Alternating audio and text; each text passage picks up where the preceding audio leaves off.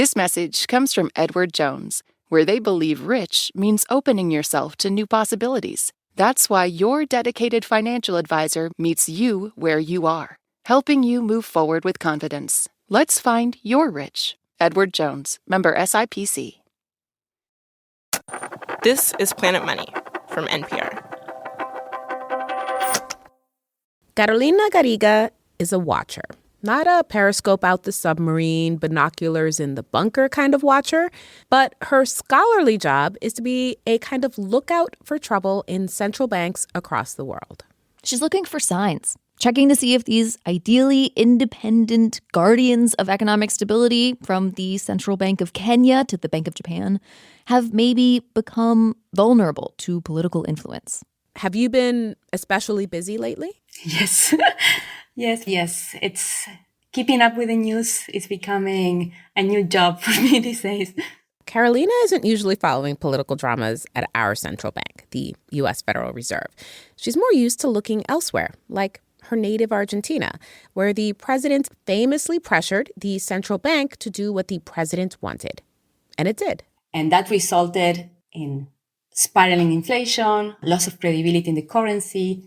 By this time, Carolina was no longer living in Argentina, but she had family back home. And when she'd call them, they would say, well, we went to 3 supermarkets because in this supermarket, either the oil was too expensive or there was no more oil. Inflation, shortages. Carolina saw the same thing play out a few years later in Turkey. Turkey is another poster child of what not to do with monetary authorities. Turkey also had an independent central bank, but the president wanted lower interest rates. So he started firing and hiring until he got them. What were you thinking as you were watching that happen? So, yes, that was a pretty clear example of what happens when you mess with central banks. Turkey's inflation rose to around 80%. And these days, people are not lining up to loan Turkey money or invest in the country. Carolina has watched these same patterns in Belarus and Zimbabwe and Hungary. And now she is watching the early phases of central bank independence erosion play out here in the U.S. And she's like, this is not great. It's troubling. Why? Because we know the consequences. And because I've done research showing that when central bank independence goes down, inflation volatility goes up. I mean, we have a wealth of data showing that central bank independence is associated with a lot of good economic outcomes. It's one of the pillars of rational policymaking in economics. And in the case of the U.S., everybody uses dollars all over the world. So everybody is tied to us. So the consequences? Higher inflation, volatility, loss of credibility? None of those are good things. None of those are good things, and none of those things are easy to fix once they're unleashed.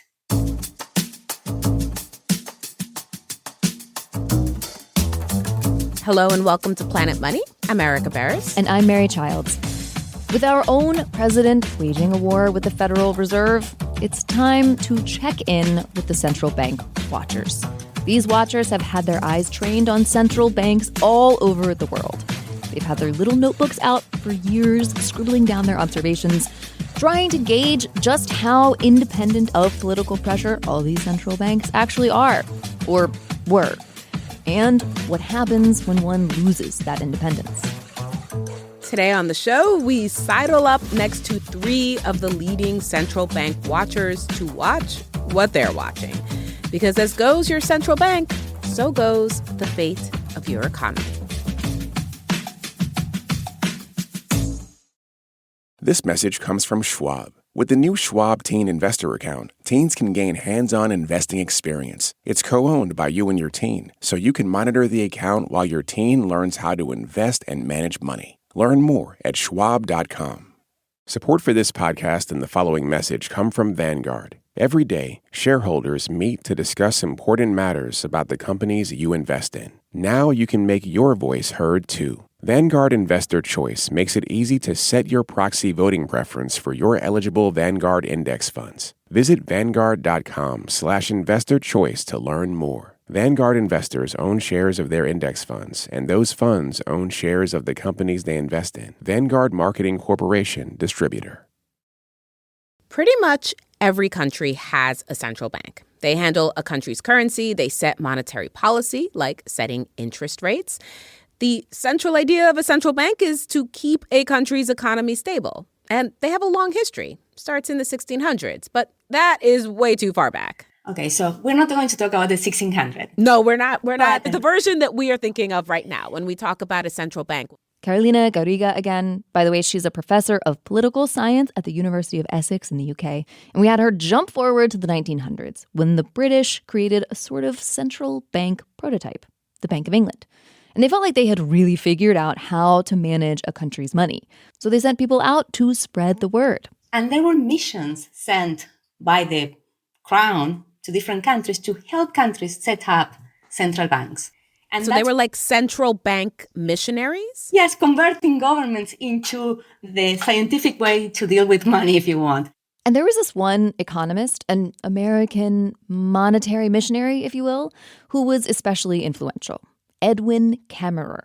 He helped set up the Federal Reserve in the U.S., and he traveled everywhere, like Poland, all over Latin America, helping set up or tweak their central banks. And eventually everyone adopted it. Yeah. Uh-huh. The idea is how to provide stability to the economy.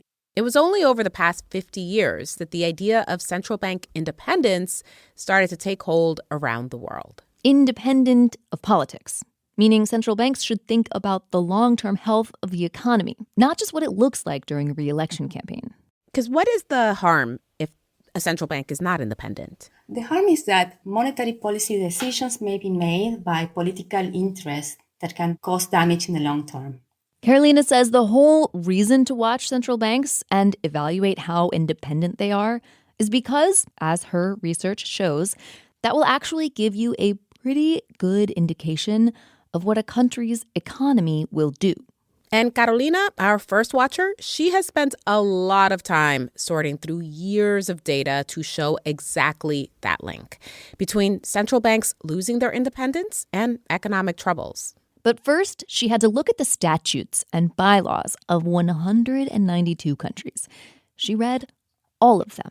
Well, what I do in my research is I went and read the laws, all the central bank laws from 1970 until 23. And that must have been so much to read. That was many years, but yes. And as she read them, she asked, for example, how long are central bank governors appointed for? Can a central bank governor hold another job in government, like say in the Ministry of Finance, that may be a conflict of interest? What are the actual objectives of the bank? Like, are they focused just on inflation, or are their goals very broad, potentially opening them up to political interference? Even if you have an autonomous central banker, the objectives are so broad and sometimes conflicting that open the central bank to political interference. So all these things are in the metrics of central bank independence. And by cross-checking those questions with economic data on things like inflation and unemployment, Carolina has created her own big data set that shows that in countries where central banks have become less independent, like in Belarus, Turkmenistan, Venezuela, the economies have suffered more inflation and volatility. And in countries that have had reforms to make more independent central banks, like Croatia and Morocco, their economies have been more stable. And now, Carolina says, Trump threatening the independence of the central bank in the U.S., it has uniquely huge implications because our money is used all over the world. The dollar in itself is a matter of concern for most countries in the world. If there is inflation or if there is loss of credibility of monetary policy or of the dollar, this will have rippling effect. This will have a rippling effect. In a way that smaller economies don't have the potential to disrupt in that way. So, Carolina was our watcher number one. Watcher number two is looking from a different vantage point. The focus of his work is to more clearly define the most basic question. What even makes a central bank independent? Do we know what exactly exposes a central bank to political influence in the first place? And so we set out to build a better mousetrap Lev Menand researches and teaches monetary systems at Columbia Law School. And some years ago, he heard from an economist he'd worked with at the New York Fed, Tobias Adrian. Lev says he'd always admired him. But only from a distance, because he was this economist who published, 6 groundbreaking papers per year. And I was a kid who hadn't even gotten a PhD in economics, which I never did. By the time Tobias called, it was years later. Now Lev was a well-known legal scholar, and Tobias was pretty senior at the International Monetary Fund, the IMF. And what Tobias wanted was Lev's help. See, a major function of the IMF is to lend money to countries so they can grow. But it's a loan, not a gift. They want their loans to be good. Yes, they want their loans to be repaid. So they have a whole staff of people that collect and analyze central bank statutes from every country in the world. And they reached out to me so that we could talk about, would it be of interest to me to work with this database to try to answer research questions? Would it ever? Lev and Tobias and their co-author Ashraf Khan, also from the IMF, they meet for the first time over Zoom to talk about what they could do with this database. And it turns out it's a lot. We came up with 10 things to do, and we're still on the first one. Let's just be clear. We haven't even finished the first one. You're just in the first inning. Yes, and we may never finish the baseball game. But in this first inning, they saw an opening. See, Lev says researchers had been using these indexes from some famous papers from the 90s to measure the relative independence of different central banks.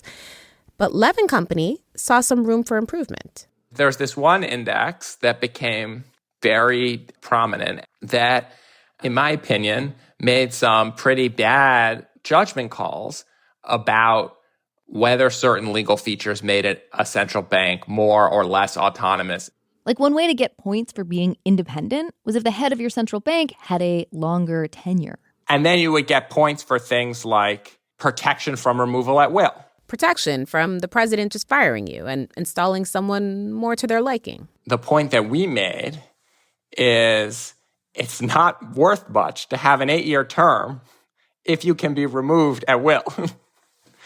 And so it's kind of a mistake to give any points at all for an 8-year term unless it's paired with a restriction on the executive's power to remove the central bank head. There were a bunch of things like this. You do get excited when you see something in the literature that creates an opening for a contribution by oneself. By you. That is it. Yes, that is an exciting feeling. Like, oh wow, this is something we can work on. In their Zoom room, Lev and his 2 future co-authors are like, so if those assumptions were kind of wacky and we have this great new IMF database, we can just make a better index.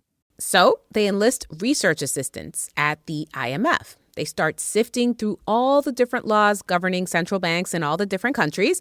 And they also do a big survey of 87 central bank officials.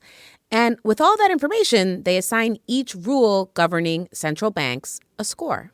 Somebody has to read the whole statute and go through and decide, is this a 1 or a 0 on this dimension? Is it a 1 or a 0 on that dimension? So you have all these IMF research assistants, and they've got their red marker and their green marker. And they go through, and they're like, I think it's a little bit more digital than that. You have an analog vision of how this looks, but always. They have an Excel spreadsheet, and they go through. You can code those red or green. You could put colors. I think some of our spreadsheets have colors. Thank you for granting me that. As to what to highlight in green and what to highlight in red, this is the important part, the hard part. Because these choices, deciding what defines central bank independence, they are not arbitrary, but they are subjective. For example, one of the indices from the 90s ranked rules about when or how the central bank can lend money as way more important than setting monetary policy, which to Lev and his co-authors seemed arbitrary. So in their surveys, they asked central bank officials to help weight each rule more thoughtfully. But even amongst their own team, there was a lot of debate, granular, painstaking debate. Oh, you thought that. You thought that. For example, at first, one of their metrics was to get a high independence score, can the central bank lend to the government directly? You want the answer to be no. That's what Argentina was doing. But a lot of governments do permit their central banks to lend directly to them on a short-term basis. In their surveys, central bank officials said that was different and less bad than lending long-term. So Lev and his team broke out that distinction and weighted it accordingly. Then there was that metric from the 90s that had bothered Lev that assigned independence points for central bankers getting long terms, even if they can also be easily fired. We didn't give credit for legal features that suggested independence when they were paired with loopholes that totally undermined any independence those features would have provided. So yours is like a layering effect. Yours is an if-then kind of criteria. Exactly. We put together like 5 things and said, you got to have all of these to get any credit under our index on this dimension of independence. Ultimately, Lev and his colleagues have come up with a list of 10 updated metrics of central bank independence. But like he said, this is only their first inning. And especially while he is watching President Trump's current pressure on the Fed, he's already noting a shortcoming in their new metrics.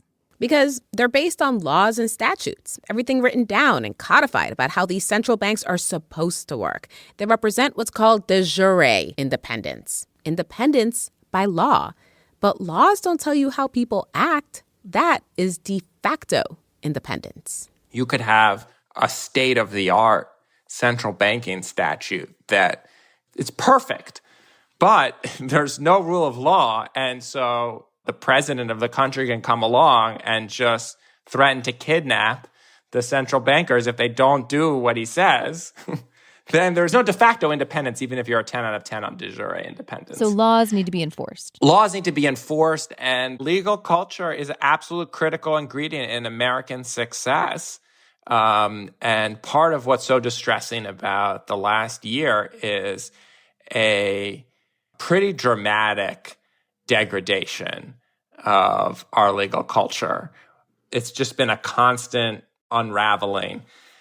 And who cares what the Federal Reserve Act says at a certain point if it's just if it's not followed? If it's just a piece of paper with some words on it. Yeah.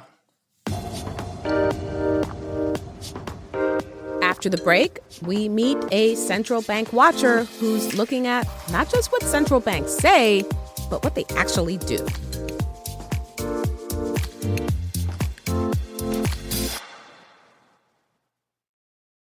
This message comes from Schwab. With the new Schwab Teen Investor Account, teens can gain hands-on investing experience. It's co-owned by you and your teen, so you can monitor the account while your teen learns how to invest and manage money. Learn more at schwab.com. Support for this podcast and the following message come from Vanguard. Every day, shareholders meet to discuss important matters about the companies you invest in. Now you can make your voice heard too. Vanguard Investor Choice makes it easy to set your proxy voting preference for your eligible Vanguard index funds. Visit Vanguard.com/investor choice to learn more. Vanguard investors own shares of their index funds, and those funds own shares of the companies they invest in. Vanguard Marketing Corporation, distributor. This message comes from American Home Shield. It's not a matter of if an appliance or system, like your HVAC, will break, but when. Without a home warranty, these repairs or replacements can cost thousands. But with an AHS home warranty, they will fix covered breakdowns, helping protect your wallet. Get 20% off all plans at ahs.com/NPR and see promo details. See ahs.com/contracts for coverage details, including service fees, limitations, and exclusions. So we have peered over the shoulder of watcher number 1, Carolina, comparing the bylaws of central banks over time to see which of them result in economic trouble. And watcher number 2, Lev, trying to better distinguish which rules protect the central bank from political influence. Now, watcher number 3. Her name is Carola Binder. She's an economist at UT Austin, and she is focused not on rules, but on action. De facto, not de jure. Carola's research looks at when and where central banks are being pressured and what they are doing in response. Her journey started in 2018, a time of placid economic conditions, a time when the rate of price increases was like 2% per year, and pretty much nobody was thinking about inflation. But Carola was. I kind of like to think of it as the year of politicization of central banks. You know, They've always been under political pressure, but I think it got a lot more attention worldwide in 2018. Because all of a sudden, President Trump, 1 year into his first term at that point, started tweeting critically about the Fed. That the president would weigh in like that was very new. New, but also, right around then, other central bank pressure situations were unfolding around the world. Turkey was starting to look kind of pressure-y. Things were starting to percolate in India. And Carola's watching all of this start to bubble up, and she wants to know, how common is this? How often are central banks pressured? And what happens after that? Like, it's one thing to have laws written down that say, our central bank is super independent. But to Carola, what might really matter is a more narrative read of the situation. Not the rules that Carolina and Lev have looked at, but the behaviors. So Carola decides to look at the period from 2010 right up to the very moment when she's reading the reports in 2018.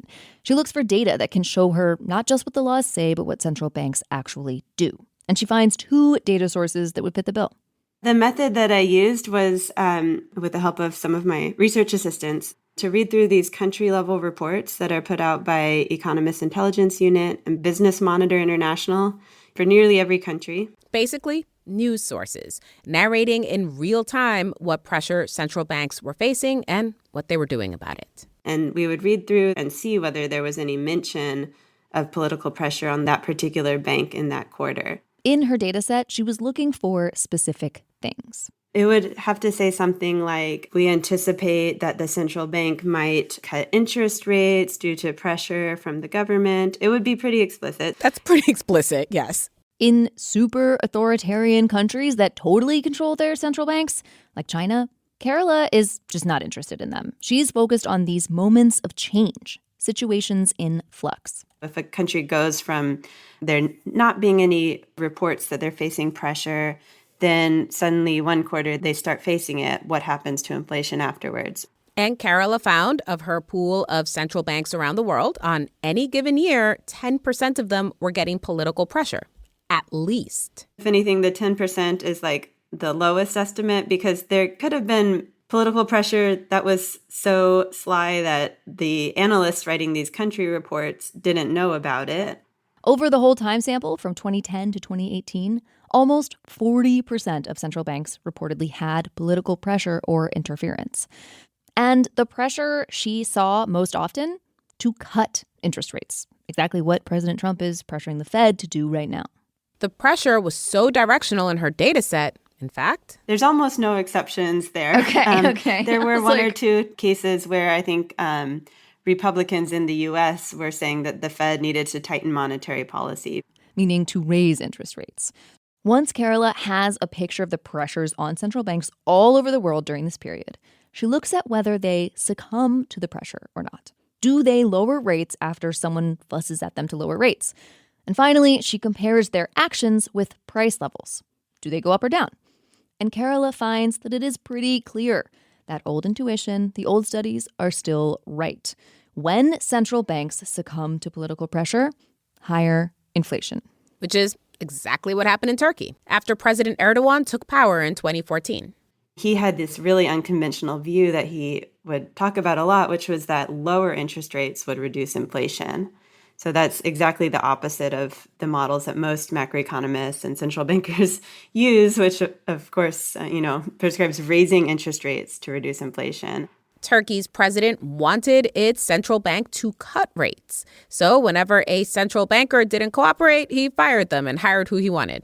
And for a while there was a new one just about every year. And frequent turnover in the canonical economic literature of central bank independence, that's a pretty big tell that things are not going so great right now.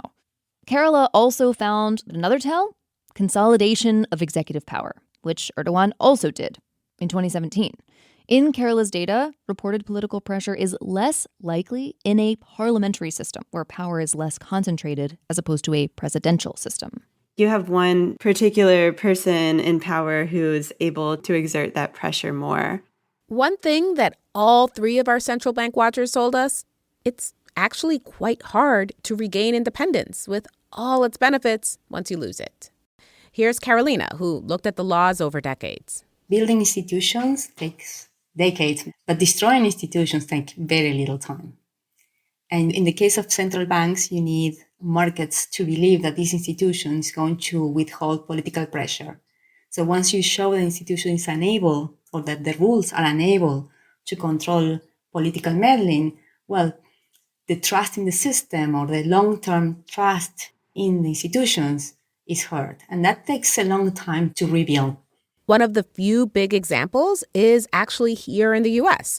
Regular Planet Money listeners will recall President Nixon pressured the Fed to lower interest rates in the 1970s. Inflation began, and it took years and a lot of economic pain for the Fed to regain credibility. It wasn't until Fed Chair Paul Volcker finally jacked up interest rates to almost 20%. Which illustrates something else Kerala found. The more reports of central bank pressure and political interference, the longer the subsequent inflation sticks around, because of that erosion of credibility. And like right now in the U.S., with President Trump pressuring our central bank, he's always posting, going after Jerome Powell about interest rates. And he's accused Fed Governor Lisa Cook of mortgage fraud and is trying to remove her from her post. Lisa Cook has sued him, saying he has no cause to do that.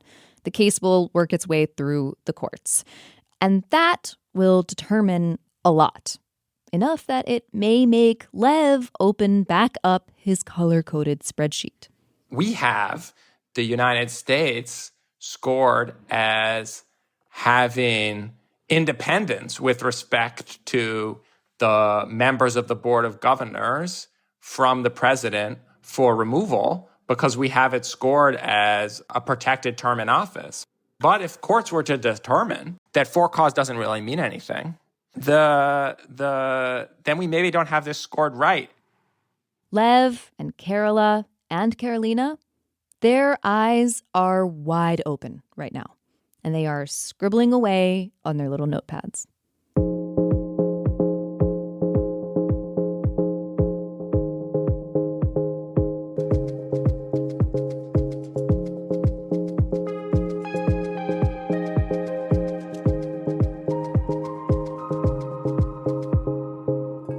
If you want to dive deeper into the world of central banks, check out our show notes. The Federal Reserve, we have covered it a lot, like the Fed's origin stories and about Trump's efforts to remove Lisa Cook from her post.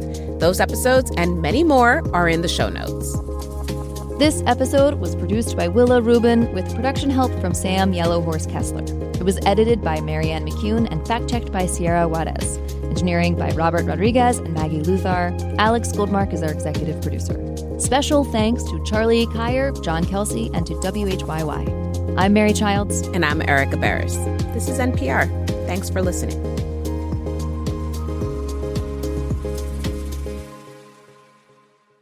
This message comes from Thumbtack. Some tasks can feel easy, but home projects can bring second guesses. Is that noise normal? Is that water damage? Who should be called? That's where Thumbtack comes in. Just upload a photo or voice note, and it uses AI-powered search to match with the right top-rated local pro. So instead of guessing, there's clarity and confidence when hiring. For your next home project, try Thumbtack. Hire the right pro today.